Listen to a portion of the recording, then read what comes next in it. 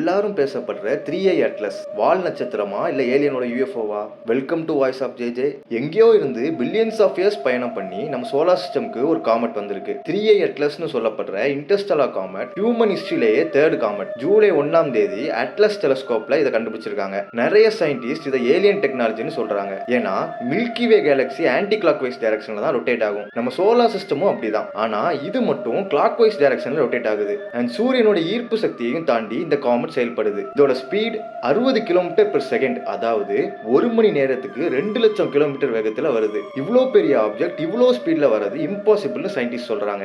இதுல நிக்கல் அதிகமாகவும் அயன் கம்மியான ரேஷியோலையும் இருக்கு. இது இண்டஸ்ட்ரியல் ஏரியாஸ்ல அலாய்ஸ் தயாரிக்கும் போது இருக்க அந்த ரேஷியோவை ரிசம்பிள் பண்ணுது. 1977ல 72 செகண்ட்ஸ் தொடர்ந்து பூமிக்கு ஒரு சிக்னல் வந்துச்சு. இப்போ வர அது என்னன்னு தெரியல. அப்போ வந்த வாவ் சிக்னல் வந்த அதே இடத்துல இருந்து தான் இதுவும் வந்திருக்குன்னு சயின்டிஸ்ட் சொல்றாங்க. இது உண்மையாவே ஏலியன் டெக்னாலஜியா இல்ல நார்மல் இன்டர்ஸ்டெல்லார் காமெட்டா? உங்களுக்கு என்ன தோணுதுன்னு கமெண்ட்ல சொல்லுங்க. இதே மாதிரி சுவாரஸ்யமான தகவலோட அடுத்த வீடியோல சந்திப்போம்.